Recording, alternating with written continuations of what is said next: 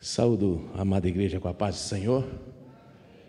Uma satisfação, mais uma vez, estar aqui para nós fazermos um comentário da lição bíblica da escola dominical.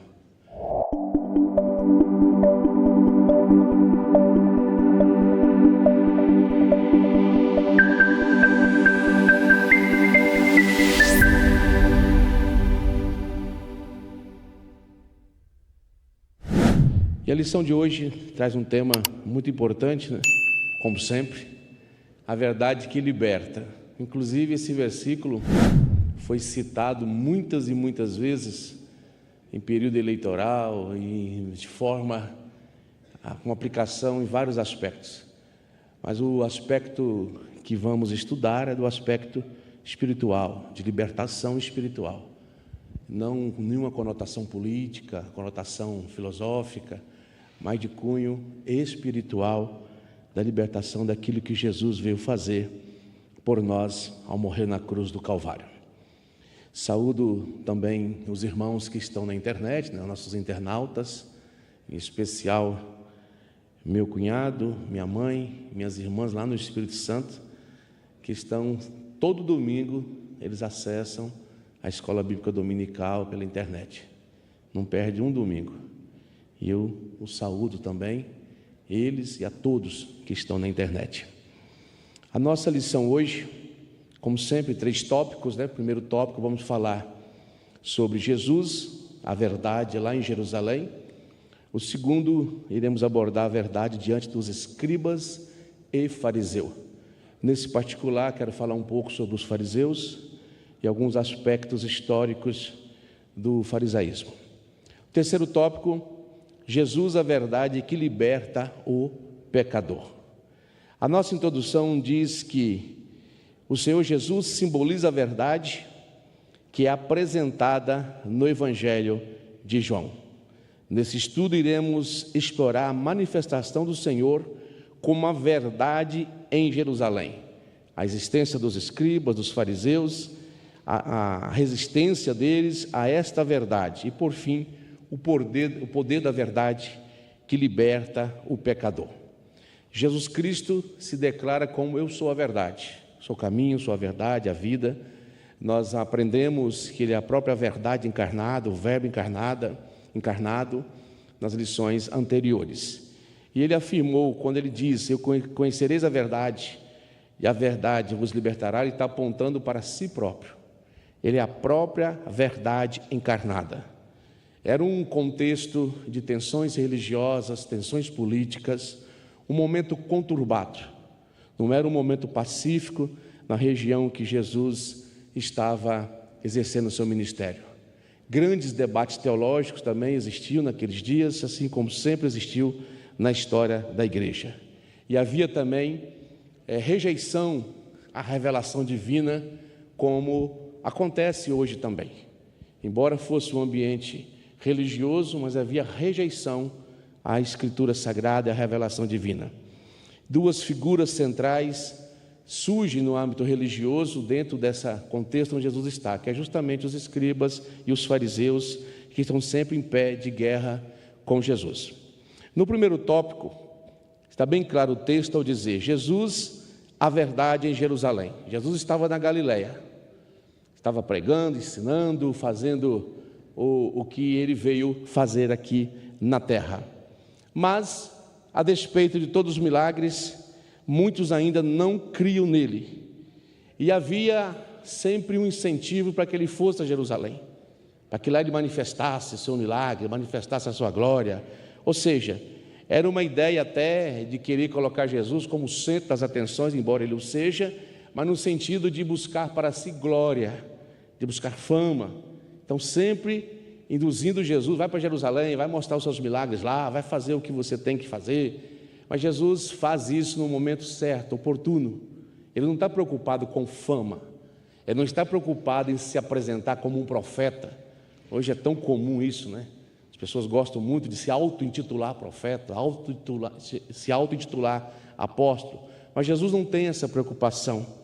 Jesus tem a preocupação de fazer a vontade do Pai, de pregar o Evangelho, de ensinar a verdade, vivendo uma vida simples e pregando de forma simples e direta a verdade que confronta todo o sistema religioso da época e atual. Esse é o Jesus das Escrituras Sagradas. Então ele tinha consciência que ele teria que ir a Jerusalém. Ele tinha consciência que lá ele morreria.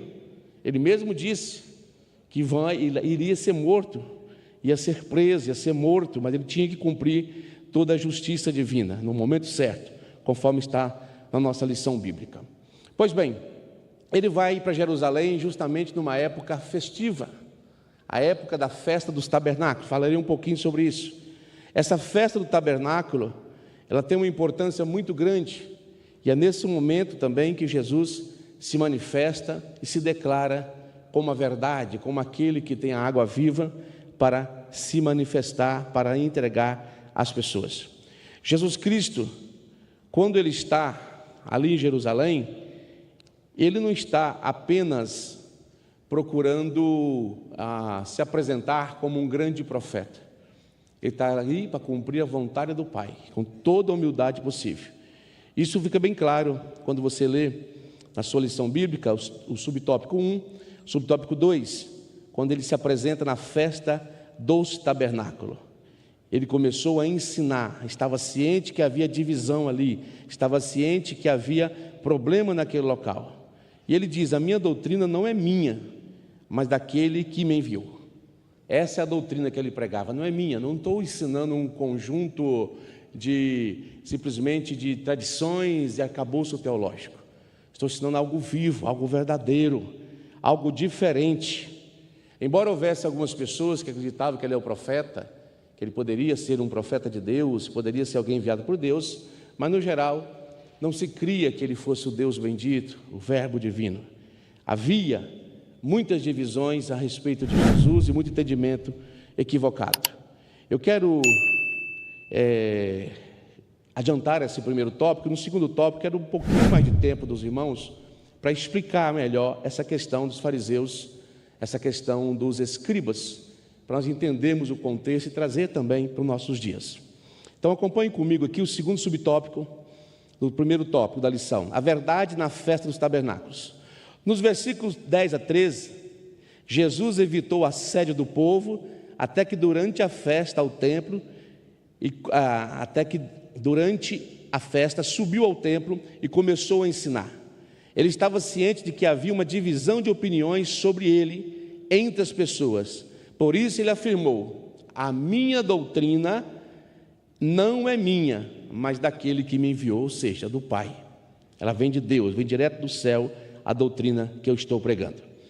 E no subtópico 3, há um convite dizendo-nos: vivendo na verdade. Os versículos 16 a 19 referem-se à doutrina que Jesus transmitia. Esta doutrina provinha do Pai para cumprir a sua vontade. Era necessário entender a verdade revelada pelo Pai em Cristo. O Senhor Jesus é a verdade que se manifestou em Jerusalém, que se manifestou na festa dos tabernáculos e que através do Espírito Santo se faz presente entre nós hoje. Por isso ele nos convoca a conhecer, mas também a viver essa verdade. Conhecer e viver.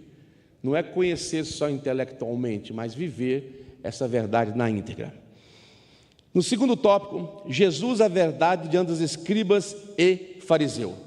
Todo mundo conhece a história da mulher adúltera levada diante de Jesus, a situação que ela estava. Pois bem, aqui eu quero, nesse segundo tópico, esticar um pouquinho mais o assunto. Primeiramente, os fariseus, ao contrário de que muitos atribuem a eles falsidade, de fato passou a significar falsidade, hipocrisia, mas os fariseus possuem uma origem que nos garantiu a preservação das Escrituras Sagradas. Se nós temos a Bíblia, o Antigo Testamento, no formato que o temos, garantido, preservado, nós devemos aos fariseus. Eles eram pessoas zelosas da lei. No período em que não tinha profecias escritas, não havia profetas, o período chamado de interbíblico, e hoje comumente conhecido como judaísmo no segundo templo, que implica todo o aspecto religioso, tradicional da época, que vai do período dos Macabeus até a destruição de Jerusalém, os fariseus foram responsáveis por preservar a Escritura. Tanto o escriba quanto os fariseus, que escriba veio desde o tempo de Esdras, que copiavam, que compilavam as Escrituras Sagradas. E os fariseus procuraram zelar da Torá, zelar da tradição, para não se contaminar com o mundo. Então, quando nós encontramos o cenário de Jesus, sempre tendo confronto com os fariseus, nós estamos diante de um cenário, de fato, onde a hipocrisia passou a tomar conta, onde a religiosidade começou a substituir as Escrituras Sagradas, onde a tradição passou a falar mais alto. Aí que entra o perigo da tradição. A tradição é importante.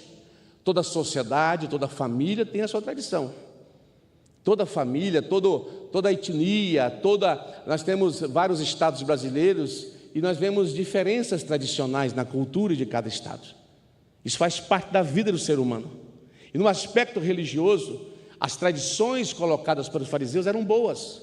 Cuidar da Escritura, crer na ressurreição dos mortos, crer na toda a Escritura Sagrada que eles tinham em mão no Antigo Testamento. Também preservar-se dos costumes e influências da filosofia pagã. Tudo isso era importante, mas chegou um momento que a tradição passou a estar mais acima do que a Escritura Sagrada. Não é nem pé de igualdade, já estava acima da tradição. Aí que está o perigo. Tradições são boas, tradições religiosas são excelentes, necessárias, porém elas têm que estar alicerçadas pela Escritura, não acima. Acima está a Escritura, porque tradições vão mudando também com o tempo, hábitos vão mudando. Pode observar que a nossa liturgia dos primórdios da Assembleia de Deus, ela tem muitas mudanças. Muitas coisas foram acrescentadas, coisas boas e coisas ruins também, ao longo do tempo, porque vamos mudando. Mas eu não posso pegar uma tradição religiosa e colocá-la no mesmo nível da Escritura, como se fosse verdade absoluta, como se fosse verdade inquestionável. Isso gera um dogma prejudicial à igreja do Senhor Jesus Cristo. Foi o que aconteceu com os fariseus. A tradição dos anciãos cresceram tanto, ficaram tão acima, que eles não podiam entender que Jesus, mesmo não cumprindo todas aquelas tradições, ele era a verdade viva, o Verbo encarnado. Então nós temos que tomar muito cuidado com o excesso de religiosidade, com o excesso de nossas tradições religiosas. Se nós observarmos hoje, só para fins de exemplificação, nós temos muitos costumes e tradições, já deixamos para trás. Observe, por exemplo, os irmãos não vêm mais para a igreja de terno, nem todo mundo vem, o obreiro ainda vem, mas era tradição na Assembleia de Deus, todos os irmãos usavam paletó, se convertia, os jovenzinhos usavam paletó. Tradições. Isso não tem implicação religiosa, salvífica, piedosa ou de âmbito de espiritualidade. É uma tradição. Assim como era costume, sempre e rigorosamente, irmão de um lado e irmão de outro. Entrava visitante lá descrente, tinha que separar o casal. Hoje não separamos mais. Você vê que já vencemos essa tradição. Assim como em algumas regiões do Brasil, o rádio, a televisão, e assim como o chapéu era obrigatório. Tradição. Não tem implicação espiritual, não tem explicação religiosa, concernente com a revelação bíblica. São tradições que foram preservadas, que tiveram seus valores, tiveram sua importância em devido momento.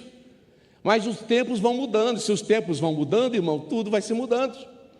A gente observa as igrejas hoje, a maioria das igrejas, os templos não tem mais formato, aquele formato vertical, apontando para o céu. Hoje nossos templos são modernos, são construídos dentro da arquitetura de suas regiões. Então, a tradição da construção de templo também passa por mudança, assim como o conforto que é colocado nas igrejas, assim por diante. Estou usando esses exemplos menores para que possam entender coisas maiores.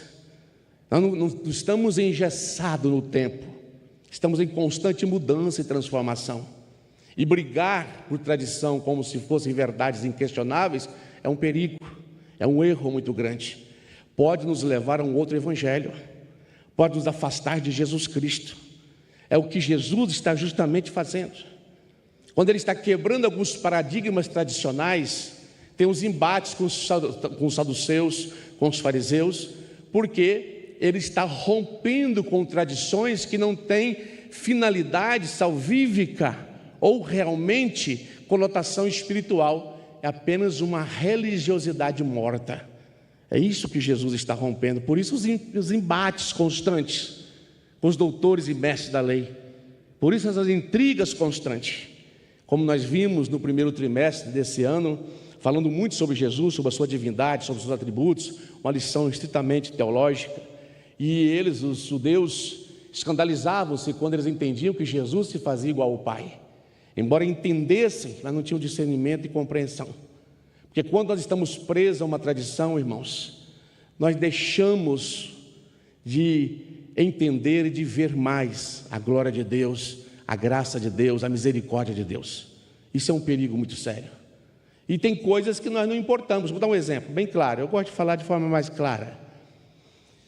Tempos atrás, algumas décadas atrás aí, foi um grupo de obreiros em um estado nosso, em São Paulo, participar de um evento. E o evento muito importante. E nesse evento, uma das mulheres que falou, ela era uma senhora norte-americana, que os seus padrões não estavam conforme os nossos padrões brasileiros da Assembleia de Deus em algumas regiões. E olha só para você ver, um dos obreiros chegou a dizer o seguinte: aquela mulher é muito usada por Deus. E como ela não estava nos padrões, ele ficou com uma indagação no ar sobre aquilo, porque é preso à tradição. Era um incômodo para ele aquilo, e alguém cutucava ainda para ver o que ele dizia. Pois bem, esse mesmo obreiro, com uma tradição rigorosa, ele chega, na época dos DVDs, ele chega para um dos moços que vendiam os DVDs, dos eventos, vendia o DVD original, bonitinho, ele chega e pega um DVD virgem e fala assim: eu tenho um DVD virgem, você poderia copiar para mim alguma dessas preleções? E o moço respondeu: o senhor faz isso lá no seu estado? Aqui nós não fazemos isso, pirataria é crime, nós não temos esse costume de fazer isso. Eu vou dar para o senhor um DVD. E assim foi dado para ele um DVD, ele saiu de lá envergonhado. Uma coisa ligada, implicada diretamente à moral, a princípios, não incomodava. Mas aquilo que estava quebrando a sua tradição, no seu visual de uma mulher assembleiana, era um escândalo para ele, era difícil. Está percebendo o quanto a tradição ela é maléfica, se não observada à luz das Escrituras? Ela traz prejuízos à fé cristã. E a tradição, irmão, é tão forte. Imagine você guardando o sábado a vida inteira, passando pela circuncisão ao 8º dia, todo varão nascido, sendo apresentado ao templo, na tradição judaica, com 40 dias nascido, e levava uma oferta. Você faz tudo isso e de repente vem Jesus, vem Paulo, vem o Espírito Santo, revelando-se a Pedro também, mostrando que nada disso tem importância, que nada disso tem implicação salvífica, mas a tradição é tão forte que Barnabé discutiu com Paulo e chegou quase a ser constrangido a querer que a circuncisão fosse aplicada aos gentios. Da mesma forma, Pedro, mesmo ele recebendo a revelação que o Espírito Santo era dado aos gentios, para ele romper com essa tradição não foi fácil, foi algo difícil. Para ele não podia, porque o Espírito Santo pertencia só aos judeus. Então nós temos que tomar cuidado, irmãos, em ficar preso a tradições e esquecer a palavra de Deus. A palavra de Deus está acima de toda e qualquer tradição. Se nós estivéssemos presos a tradições, não existiria igreja evangélica, estaríamos todos presos ao catolicismo ainda até hoje. Até que surgiram pessoas que romperam com a tradição. Não, está errado, não tem base nas Escrituras. Se não tem base nas Escrituras, você não tem que seguir. Senão é obrigado, você tem que mostrar o diferente. E os fariseus surgem com um propósito bom. Na época da guerra dos Macabeus, de Antíoco Epifânio, os fariseus surgem preservando as Escrituras, copiando ela através dos copistas, preservando a tradição também, muito bem elaborado, para preservar o povo da contaminação do mundo e das influências filosóficas. Era isso a finalidade, mas com o tempo se perderam e valorizaram mais a tradição. Por isso tenhamos cuidado, irmãos, em valorizar mais a tradição em detrimento da palavra e da verdade. Há muitas pessoas que ainda estão presas na tradição, não encontraram ainda libertação em Jesus. E a lição fala de Jesus, a verdade que liberta, liberta da tradição também. Quando você for liberto de tradições religiosas e tiver uma vida com Cristo, você vai entender muito mais a profundidade, a grandiosidade que tem na palavra e em Jesus Cristo, nosso Salvador. Amém? Sinagogas foram estabelecidas nesse período. Na verdade, sinagogas já existiam desde a época do cativeiro, mas ganhou mais força no período interbíblico, nesse momento. E as sinagogas se destacou por duas escolas muito importantes: a escola de Hilel e de Shammai. São duas escolas teológicas das sinagogas, em que tinha dois centros teológicos, que embora fossem um pouco diferentes, mas tinha grande destaque. De forma geral, os fariseus criam na ressurreição, criam na existência de anjos, de demônios, e também acreditavam que Deus estava no controle da história, mas supervalorizavam a tradição oral, a tradição dos anciãos, e desconsideravam verdades bíblicas em poder da tradição. Dentro dessas escolas, os seus rabinos e mestres, essas duas escolas que existiam, nós temos um destaque importante sobre o adultério e sobre o divórcio, que é justamente o que está sendo falado aqui acerca da mulher adúltera. Nesse contraste existente entre a mulher adúltera, nessas duas escolas, havia visões diferenciadas. Por quê? Porque você tinha a escola de Hilel. Vale lembrar que Hilel foi avô de Gamaliel, onde Paulo aprendeu as sagradas letras. Dentro dessas duas escolas que a gente observa, havia maneira diferente de interpretar divórcio, interpretar adultério. Na escola de Shammai havia um rigor maior. Com um divórcio, não podia ser divorciado de qualquer maneira, tinha que haver critérios claros para existir o divórcio, principalmente havendo traição ou qualquer tipo de imoralidade no âmbito sexual. Já na escola de Hilel, era mais livre essa questão do adultério, essa questão do divórcio. Era uma coisa mais liberal, vamos dizer assim. Se eu, como homem, encontrasse na mulher qualquer defeito que não me agradasse, eu podia divorciar. Tinha apoio da corrente teológica de Hilel. Queimasse a comida, outros afazeres, outras coisas que não fosse agradável. Pegava o texto do Deuteronômio que falava sobre o divórcio de qualquer maneira e assim o faziam. Não sabemos a que grupo pertenciam essas pessoas que levaram essa mulher. Se pertenciam à escola de Hilel, de Shammai, ou se estavam mistos, mas estavam testando Jesus. Que tanto a lei quanto a tradição diziam: a mulher pega no adultério tem que ser apedrejada. Mas a questão, aí você vê, no rigor da tradição, havia também um machismo muito grande. Principalmente nos defensores da escola de Hilel, a mulher não tinha, já quase não tinha voz, e muito menos nesse segmento. Ela não podia se defender, ela não tinha como falar, ela não tinha como buscar defesa para si, não era ouvida, sua voz não tinha valor. E o homem a divorciava, a repudiava por qualquer motivo. E essa mulher pega adultério, mas cadê o homem que estava com ela? Não é aparecido, ele não aparece. A questão é provocar Jesus. A questão é provocar Jesus a romper com uma tradição, a ver de que lado ele está, de que lado ele está seguindo. Ele é liberal, ele é conservador, ele é preso a nossos bons costumes, ele não é preso a nossos bons costumes.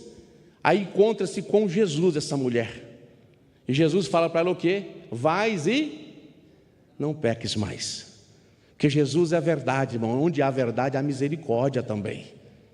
Misericórdia. E uma das coisas que o Senhor mais deseja de nós é misericórdia. Se vocês entendessem misericórdia quer não sacrifício, não condenariam tantas pessoas, não praticaríamos tantos maus. E no afã de cumprir tradições religiosas, nós esquecemos a misericórdia. No afã de cumprir tradição imposta por sistema religioso ou teológico, esquecemos a misericórdia. A misericórdia é importante. Ai de nós se não fosse a misericórdia de Deus. Ai de mim se não fosse a misericórdia do Senhor. Está ficando claro? Amém? A misericórdia, a verdade e a misericórdia andam juntas.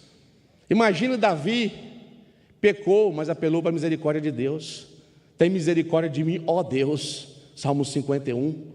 Então a misericórdia é o que vale muito mais do que tradição. E essa misericórdia, irmãos, ela não pode ser aplicada a uns em detrimento de outros. Essa misericórdia é para todos.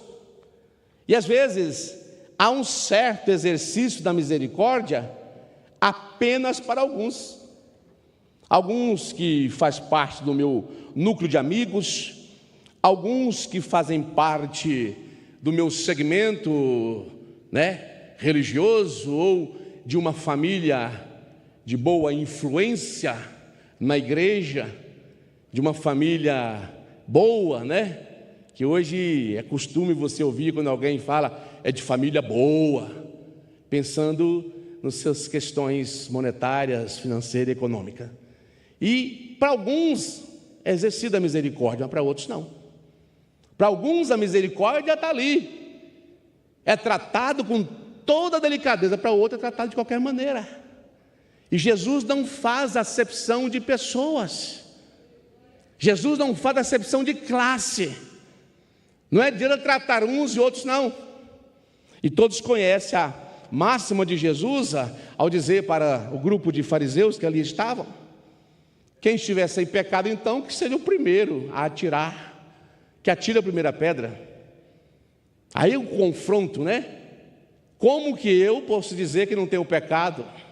E a mulher escapou da morte pela misericórdia de Jesus Cristo, porque ela encontrou a verdade estava ali. Eu até me arrisco a dizer, nas minhas, talvez, vãs incubações e pensamentos, formulações da minha cabeça, que se fosse hoje é capaz de aparecer alguém para jogar a primeira pedra, que tem pessoas tão cheias de si, que se acham quase que a quarta pessoa da Trindade, quase, afinal é um quartenário aí, está certo a palavra quartenário? Nem sei, quase, mas foram se retirando e aquela mulher foi salva. Você vai ver episódio disso também, Jesus com a mulher samaritana e outras situações que ao longo do Evangelho de João. Tão importante, irmãos, entendermos isso. Eu quero que isso fique claro na mente dos irmãos. Jesus, a nossa verdade revelada, Ele age com misericórdia. Isso que é importante para nós. E se não fosse a misericórdia do Senhor, ai de nós, já teríamos sido consumidos. E o importante, lembrar uma palavra que o Senhor diz-nos nas Escrituras Sagradas, uma palavra muito clara, de que acerca da necessidade do conhecimento. O meu povo perece por falta de conhecimento. E nós vemos isso todos os dias. A falta de conhecimento leva a igreja a perecer. A falta de conhecimento leva a igreja a deixar de perceber, de entender verdades espirituais. Irmãos, se ler um versículo isolado lá, hoje não tenho a caixinha de promessa, mas hoje você tem tem programinha, softwarezinho, que vai te mandando versículo durante o dia, a qualquer hora. É bom, é importante isso aí, mas ali é parte de um todo. Se você não estudar as Escrituras, você não vai conhecer a palavra de Deus. Só o domingo que você tem na escola dominical não é suficiente.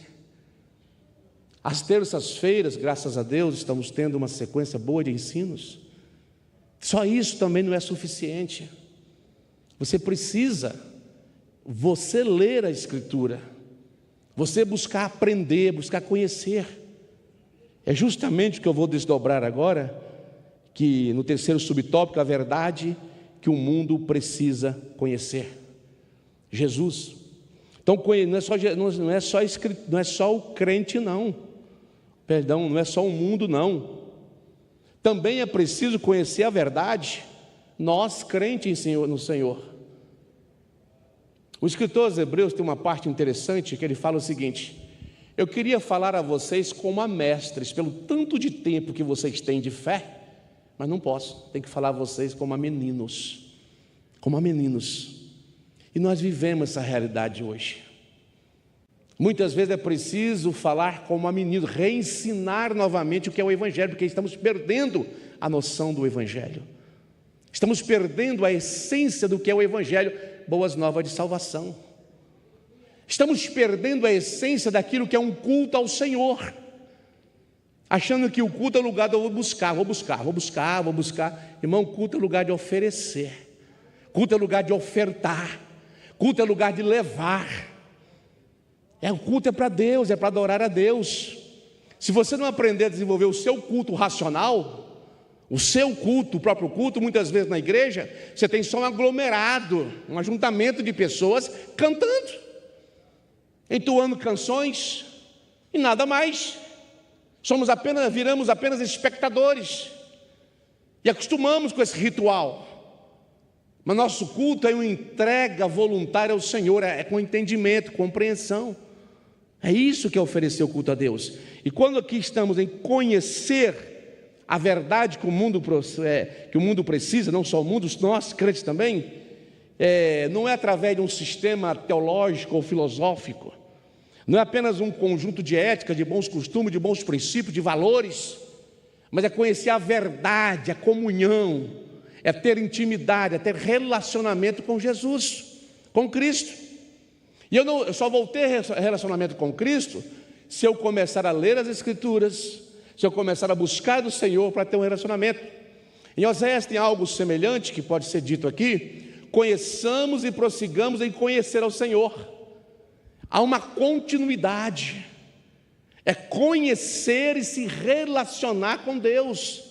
Assim, quando você começa a conhecer uma pessoa, antes do seu casamento, por exemplo, ou um amigo, uma amiga, primeiro momento é um distanciamento, e à medida que vocês vão se tornando próximos, há intimidade, há um relacionamento, há troca de confidências, há momentos de comunhão. Com Deus é assim, a grosso modo, para que seja entendido.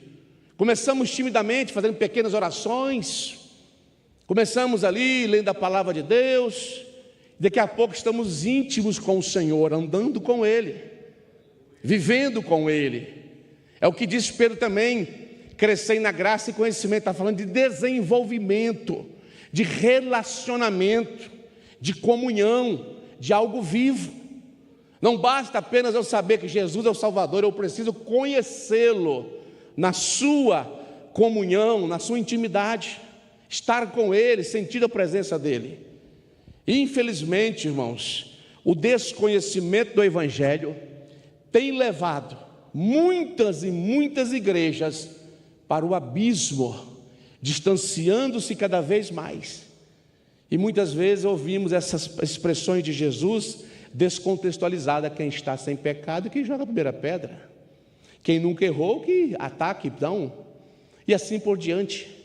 De maneira nenhuma podemos usar dessa forma. Não julgueis para que não sejais julgados. A Bíblia manda eu julgar segundo os padrões da Escritura. A Bíblia me garante isso. E se nós não soubermos julgar as coisas que acontecem no nosso meio, como iremos julgar o mundo amanhã? Paulo fala sobre isso. Então é importante que a igreja entenda estas verdades, para que conheçamos de fato o verdadeiro Evangelho. O verdadeiro Evangelho está na Escritura Sagrada, está relatado nos Evangelhos de João, está explicado nas cartas, nas epístolas. Ali nós temos princípios para uma vida cristã de verdade.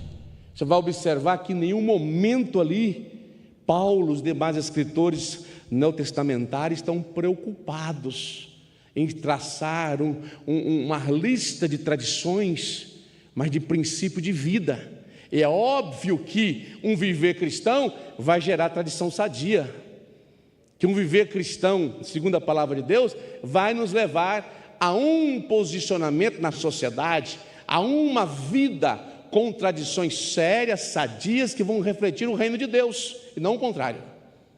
Agora, hoje a gente vê coisas acontecer como os fariseus, religiosos, não faltam culto, não faltam reuniões, estão sempre presentes, mas desconhecem a verdade. São apenas um grupo de religiosos E a religiosidade é um problema, irmãos. A religiosidade é coisa séria. Quando interessava seu interesse, Jezabel era religiosa. Quando ela queria tomar a vinha lá do servo de Deus, ela usou a lei a seu favor com mentiras, usou todo o aspecto religioso da nação para conseguir seus intentos. Há pessoas que fazem isso. Quantos dão ouvido a vozes enganadoras, a espírito de demônios, de adivinhação, porque não conhece a verdade? A verdade te liberta de tudo isso. A verdade te liberta de um jugo pesado que o Senhor não te colocou. A verdade liberta a sua consciência escrava e cativa. Existem pessoas até hoje na igreja que não sabem o que é ter liberdade e não sabem o que é viver sem um sentimento de culpa. Carregam culpa psicológica, culpa imposta, culpa ligada a tradições. Alguns vão parar em psicólogos para tratar essa culpa, outros vão para psiquiatras, e outros chegam à beira da loucura porque carregam culpas, porque não encontraram liberdade em Jesus. Seguiram um sistema religioso das quais não conseguiram cumprir as normas, e a culpa começa a vir sobre eles, a ponto de alguns perder a sanidade. Estou falando de fatos, não estou falando de hipótese, estou falando de coisas que eu conheço, coisas que eu vi, por causa de uma tradição, por não conhecer a verdade, por não entender a máxima de Jesus sobre a verdade. Conhecereis a verdade vos libertará. A Bíblia Sagrada nos diz isso. O que é a verdade? Quem é a verdade? Jesus. Eu sou a verdade, eu sou a vida. Ele te liberta de tudo isso, para você viver a liberdade cristã que Paulo ensina aos Gálatas. Uma liberdade em Cristo Jesus, não liberdade para pecar, uma liberdade em Cristo. Servindo a Deus com a consciência limpa, tranquila, sabendo que foi purificado pelo sangue de Jesus Cristo. A gente poderia até abordar mais essa questão, mas eu vou adiantar aqui à frente agora, para nós irmos um pouquinho. Já mostrei para vocês a importância dos escribas e fariseus, sim, na questão de guardar a lei, na questão de guardar a Bíblia na forma como nós conhecemos hoje. Tudo isso já mostramos para você. Agora eu quero passar para o terceiro tópico: Jesus, a verdade que liberta o pecador. Mas antes disso, eu quero só trazer uma lembrança, que o dia que Jesus aparece, ele aparece na festa dos tabernáculos em Jerusalém. A festa dos tabernáculos é uma das 3 principais festas da peregrinação que existia. E essa festa do tabernáculo era muito importante, porque eles lembravam o tempo da peregrinação, eles lembravam o tempo que passaram no deserto, ficavam em cabanas por 7 dias, e todos os dias pegava-se água lá no poço de Siloé, pegavam água ali, e essa água era levada para o ritual, para a cerimônia, despejada numa bacia de prata. No 8º dia não, no 8º dia, último dia da festa, não havia água, mas Jesus, a água viva, estava ali. E é por isso que Jesus diz: ó, quem tem sede, vem a mim e beba. Ele põe-se de pé, a verdade estava ali, emanando água viva, Jesus Cristo. Todo aquele ritual que apontava para o passado, agora está Jesus apontando para o presente e para o futuro, nesta festa tão importante dos judeus. Jesus aparece nesse dia, nesse contexto das festas judaicas, já passando pelo episódio da mulher, que diz ter sido pega no ato de adultério, e mesmo que fosse verdade, que ela estivesse em adultério, eles prestigiaram o homem em detrimento dela. O homem diz: vai embora, vamos pegar só a mulher. Mesmo se fosse verdade, você tem 2 problemas aí. Primeiro, que não se sabe se era verdade que ela estava em adultério. Segundo, se estava, o homem foi privilegiado e a mulher colocada de lado para sofrer a consequência. Jesus não está atestando uma vida pecaminosa, ele não está aprovando o pecado partindo do princípio, o pressuposto que ela tinha pecado. Ele disse: vais e não peques mais. É bem diferente. Jesus está oferecendo perdão e exercendo a misericórdia. Não vai achar que o pecado é normal, romantizar o pecado, porque hoje há uma romantização do pecado na internet, que é uma misericórdia. E nós não estamos livres dessas influências, estamos no mundo, vivemos no mundo. Há uma romantização para o que é errado que não tem limite. E há muitos cristãos sendo engodados por essas manipulações. mas a verdade que liberta, Jesus Cristo presente. Vais e não peques mais. Isso que é importante, o perdão de Deus é instantâneo. É no momento do arrependimento da pessoa. Não é um processo. A consequência sim é um processo. Mas o perdão vem mediante o arrependimento. É instantâneo. Como o ladrão na cruz. Em tantas outras situações em que você se depara com Jesus oferecendo misericórdia, oferecendo perdão.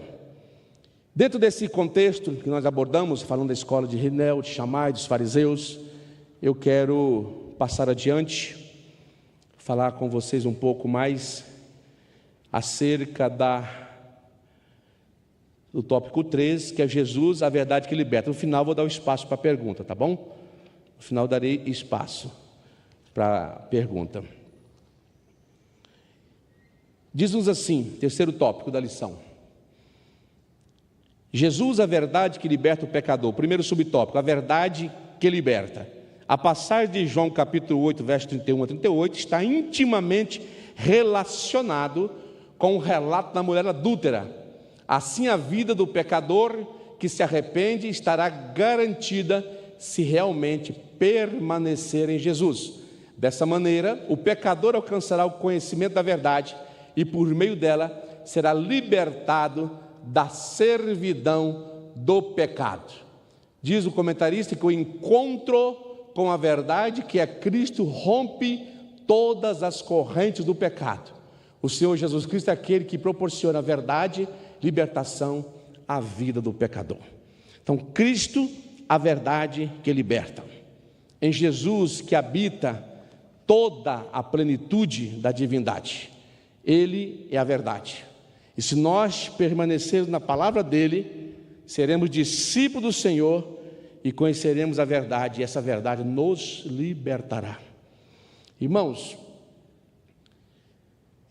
nós como Assembleia de Deus, pregamos por décadas. Jesus salva, Jesus cura, Jesus batiza e Jesus leva para o céu. Esse era o nosso evangelho quadrilátero. Claro, pregávamos também a santificação, que é necessária, por décadas. Não precisamos inventar nada, não foi preciso para que a igreja crescesse. Hoje, para atender a demanda, começamos a pregar um evangelho de mercado. Um evangelho de mercado. Por isso, razão pela qual muitos estão na igreja, mas nunca foram alcançados pelo evangelho.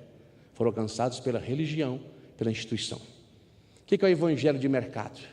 Evangelho de mercado é aquele evangelho que eu prego para atender sua necessidade. A necessidade de ser rico, a necessidade de crescer, a necessidade de resolver seu problema, resolver conflitos conjugais, conflitos familiares, necessidade de ter uma ascensão econômica, etc. Esse é o evangelho de mercado, que é pregado em muitos locais. Necessidade de sentir-se bem, há uma carência emocional, há uma carência espiritual, e eu preciso criar mecanismo para atender esta demanda mercadológica. Aí é onde eu prego o falso evangelho. Aonde entra o falso evangelho. Já veio o evangelho da prosperidade, veio a teologia da libertação e outros tipos de evangelhos pregados no mundo afora, que respingam também na igreja, que respingam também na Assembleia de Deus. O evangelho de mercado não está preocupado em te levar à verdade. Ele quer fazer você se sentir muito bem. E com isso a nossa inódia, a nossa inologia, a nossa conjunto de hinos começa também a ser feito para atender demanda mercadacional, a demanda de mercado. Hinos que não têm o intuito de agradar a Deus, hinos cuja intenção é agradar você, é fazer você sentir-se bem, encontrar o conforto que você tanto almeja. Mas isso é fictício, isso não é verdadeiro, porque se você não encontrar Jesus, não tiver Jesus como centro da verdade do evangelho, você não tem libertação plena. Você é apenas mais um adepto de uma religião, assim como é do hinduísmo, shintoísmo, assim como é também de regiões com matrizes tanto orientais quanto cristãs. Tem muitas aí. Ah, mas minha consciência está tranquila. Paulo fala sobre isso também. ainda que a minha consciência esteja tranquila, calma, quem vai me julgar é Deus. Há muitas pessoas com consciência tranquila pecando. Há muitas pessoas com 2, 3 amantes, consciência tranquila, está na igreja. Há muitas pessoas errando, estando na igreja. A consciência está tranquila, está cauterizada. Quando nós passamos o princípio da verdade que liberta, irmão, libertar de tudo isso. E nesse afã de nós querermos essa carência emocional, uma carência espiritual, de achar porque alguém falou meia dúzia de palavras emotivas, dentro da realidade do óbvio da vida, que Deus falou conosco, vamos para casa felizes da vida. Mas na verdade Deus não falou nada com você. A verdade ela confronta, irmãos. A verdade nos leva a uma reflexão e uma introspecção. Eu falo isso há mais de 30 anos, eu venho falando sobre isso. Quando começou a surgir os primeiros movimentos na Assembleia de Deus no Mato Grosso e também no Brasil, eu era um jovem, já me posicionava contra isso. Isso cresceu de forma assustadora. Um dos proponentes do Mato Grosso mesmo, dessa doutrina errônea aí, de teologia do conforto, da prosperidade, teve que sair correndo de Cuiabá. Sua mudança foi levada às pressas embora daqui. E por aí vai. E parece que quanto mais tempo passa, nós vamos desaprendendo do Evangelho. Vamos nos desraigando do Evangelho verdadeiro, genuíno, de transformação. Amamos uma profecia mentirosa, do óbvio. Amamos que as pessoas vêm falar com a gente, irmãos. A gente vê na Bíblia aqueles homens de Deus que tinham comunhão com Deus, Deus levava às vezes décadas para falar com eles. Mas não, todo dia Deus está falando comigo, todo dia tem algo diferente. Você precisa ser liberto disso. A verdade que liberta, te liberta disso. Eu venho para a igreja prestar culto a Deus. Vou sair cheio com a palavra que me edifica, para me fazer ser uma pessoa transformada, para viver os valores do Evangelho, onde eu trabalho, onde eu estudo, na sociedade. Pessoas comemorando, batendo palma, que somos milhões de evangélicos até 2050, será uma maioria. Uma vergonha. Uma vergonha. Porque nada mudou e nada está mudando no Brasil. Pelo contrário, os escândalos estão cada vez mais aparecendo. Misericórdia, nós desconhecemos o que é misericórdia. Compaixão não existe, só para os meus, para os outros não. Deixamos de ser voz profética de verdade. O que é a voz profética? Voz profética não é elogiar governador, prefeito, vereador ou irmão influente na igreja, não.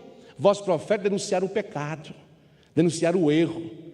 Então seja liberto dessas mentiras. Não adianta estudar a lição, falar de fariseus, nós somos iguais. Se nos portamos da mesma maneira. Não adianta falar deles que seguiu a tradição se praticamos as mesmas coisas. Todo mundo está acompanhando na internet aí. Um guri de 15 anos agora, semeando mentira, discórdia, e me admiro, não ele, que ele é apenas uma cópia do sistema, um produto do mercado evangélico. Me admira pastores ter a coragem de chamar pessoas desse tipo, não só ele, para ocupar a plataforma, a tribuna da igreja, para pregar mentiras, para enganar o povo. Me admira. O pior não são essas pessoas, são os pastores que assim procedem. Isso mostra que eles não conhecem o Evangelho, eles precisam ser libertos também. Não pense que alguém chega ao pastorado, irmão, porque todo mundo, porque Deus colocou, não, de maneira nenhuma. Há um sistema que domina. Nem todos têm o chamado de Deus, nem todos têm a chamada para o ministério. Eu costumo dizer que até alguns são da ministério de Jabuti, né? Só está lá porque colocaram, que Jabuti não sobe em árvore, é gordo também não sobe não, né? Então, para você observar, por isso precisamos, irmãos, Jesus, a verdade que liberta. Libertar de quê? Eu sou crente. Libertar dessas tradições que não são principiadas na palavra, libertar da falsa espiritualidade, libertar do engano que muitas vezes você é submetido, libertar da escravidão de você ter que ter 2, 3 profecias, todo culto da sua vida, senão não presta, não serve. É libertar de tudo isso. A maior profecia é a palavra de Deus, que precisa ser pregada e exposta, precisa ser ensinada à igreja. Essa sim é verdadeira, essa não tem como julgar. Todas as demais cabe a mim julgar à luz da palavra e no discernimento do Espírito. Mas a palavra de Deus, essa está acima de julgamento. Ela está acima de tudo. Pode chamar de fundamentalismo. Então a palavra de Deus, ela nos liberta. Jesus Cristo que está nessa palavra tem o poder de libertar. Para que nossos olhos sejam abertos, para que entendamos a verdade do Evangelho. Nós não estamos percebendo o perigo em que estamos conduzindo a igreja, alimentando essas vãs esperanças, expectativas falsas. Já falei trocentas e muitas vezes sobre isso, sobre profecia. Peguei alunos de sala de aula e falei, eu vou falar 4 profecias, 5 aqui. Antes de chegar na metade do curso, vai se cumprir todas. Todas se cumpriram. Não é profecia, é leitura do óbvio, da circunstância da vida. Precisamos ser libertos disso, irmãos. Precisamos ser libertos da desordem que muitas vezes promovemos no culto, onde chega uma pessoa descrente, sai confuso sem entender nada. É gente levantando, atrapalhando o culto, atrapalhando a pregação, atrapalhando a mensagem. Falta de libertação em Cristo. Falta de libertação, porque a Bíblia ensina tudo com decência e ordem.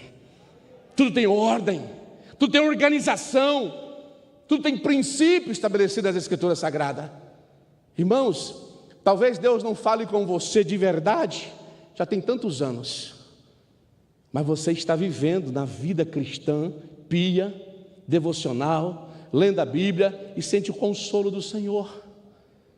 Deus não é obrigado a ficar mandando recado para ninguém, não, irmãos. Até porque Deus não é esse negócio de recado, não é com Deus não, tá? Recado é coisa de gente fofoqueira.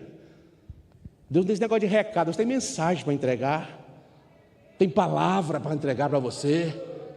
Quer usar o espaço destinado à pregação, que é pequeno, para que você tenha um encontro com Deus, uma transformação de vida, para que você reflita sobre a realidade da vida, para que você reflita sobre a realidade contextual que nós vivemos, para que você entenda que o Evangelho do Senhor não faz acepção de pessoas, de homem ou mulher, de rico e pobre.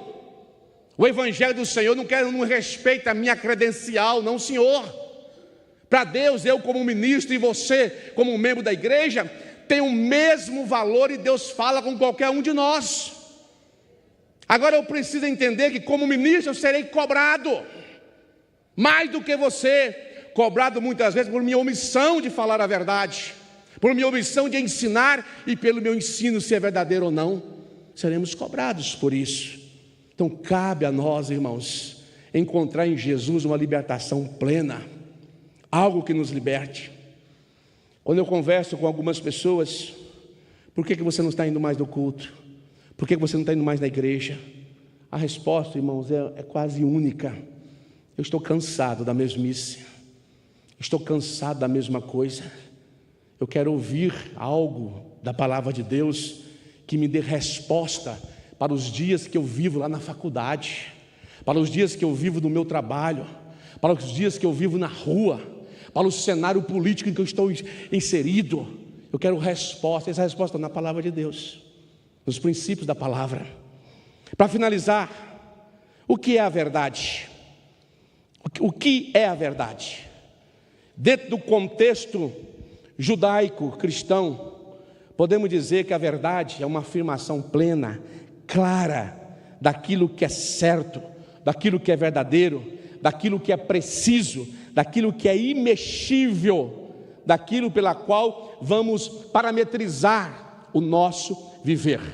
E é esta verdade que Jesus Cristo é o nosso Salvador, que Jesus Cristo liberta, e é nessa verdade que todo ser humano pode encontrar libertação do pecado, transformação na sua maneira de viver, transformação na sua maneira de pensar, de olhar o mundo, de ver o mundo. A maneira de andar, de viver com Deus está em Jesus Cristo.